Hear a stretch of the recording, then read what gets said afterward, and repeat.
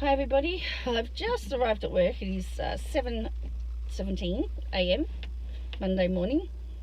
It's overcast. It's really weird, but look, I realised I haven't yet given you an update on call with 7M and Katie Joy. I hope to do that, but from what I've read and from what I've heard, I don't know if the final if the judge's decision or her orders have been made public yet. I have to check all that.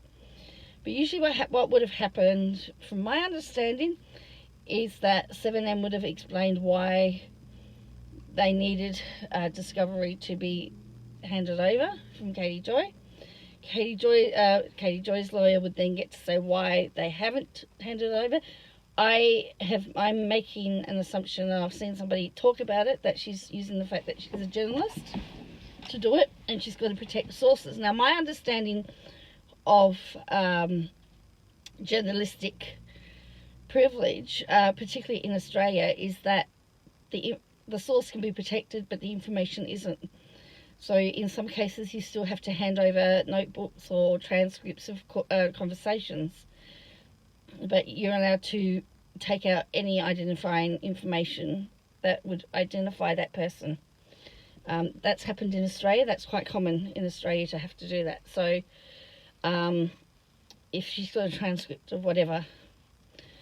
And then sometimes there's the judge might say, well, how did you make contact with the lawyers, or how have you tried to resolve this?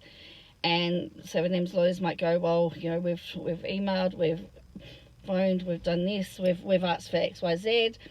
And then the judge might say to Katie's lawyer, well, what was your response? Why didn't you respond? What was the delay in responding? So sometimes it can be like a three-way conversation. Now, bearing in mind, A, I wasn't there. 2, my knowledge of how things work is limited to Australia, but that's generally how it would work. Now, I do know that she's going away to make her decision as to whether Katie is compelled to hand over this information. Now, here is the plot twist. I've seen that she has said that somebody has taken over her Facebook account and she can't post. What is the bet that she's going to say she can't do Discovery now because her account got hacked and the information was deleted from her Facebook?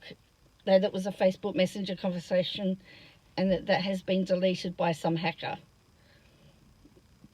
That is what I'm wondering now. Now, I can't for the life of me understand how she can say her Facebook page has been taken over, and not her Instagram when she has this Meta suite or something, business suite. Because if she's saying that one, I would have thought they both would have been taken over, rather than the one. It's just, my very limited understanding of things. It just doesn't make any sense that she can still, because Meta is done by both. If you were going to hack into something, and let's just say she's got the same passwords for both, and it's through the business suite, which she's saying she can't access, I think, why haven't they hacked her Instagram as well? I don't know. Maybe I'm just too suspicious. So, anyway, that's my basic thoughts on that matter. I'm not going to comment on competency of lawyers, because what I will say is that when you are representing somebody, the person that gives you the information is your client. You can only work with what your client gives you. So if they don't give you the information, you have to work with that. If they feed you a story as to why you want to argue over the colour of the sky, you've got to take their arguments and run with it, even if you think it is the most ludicrous, stupid thing. You still have to represent your client the best of your ability. Okay? So if, for example, a lawyer says, well, she's a YouTuber, she's got all of this stuff, and this is she spends all this time doing X, Y, Z. That information has come from her client. And so you're doing the best that you can.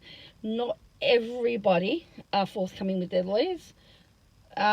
You will find that often, sometimes, during a case or a hearing, the lawyer is absolutely shocked to find out stuff about their client that they didn't know, and they have to address that with them. But at the end of the day, if your client does not give you the information, it's really hard to represent them.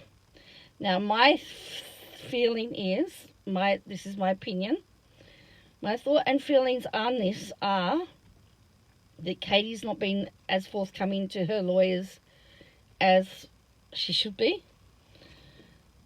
I have a feeling that the stuff that 7M is revealing is news to her lawyers. As I said, you can ask your client lots of things. You could ask them, but at the end of the day, you have to take their answer for it. If they tell you that they never said it and there's no proof of it, and they go, well, I don't have the proof of it, you have to run with that. Unfortunately, often the lawyers look really bad, but you can only work with what you've got and what your clients tell you. It's really sad. It's really horrible.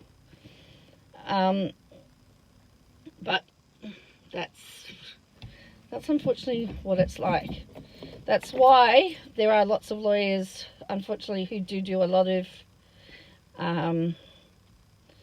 checks on their clients. But, you know, at the end of the day, remember that somebody's paying you. You're being paid to represent that person to the best of your ability.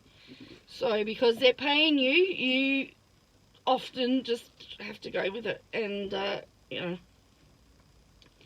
look, I would like to think there would be some hard conversations with her, but don't forget, Katie Joy knows more than any lawyer, so we have to bear that in mind. Anyway, that's my my quick take on everything. I hopefully will do a bigger breakdown of things later on, but I just want to say hello. And yeah, Monday morning, overcast. There might be a couple of showers. I haven't even checked the forecast because I just can't work anything out at the moment. But anyway, I hope you have a great day. I'll catch you later. Bye.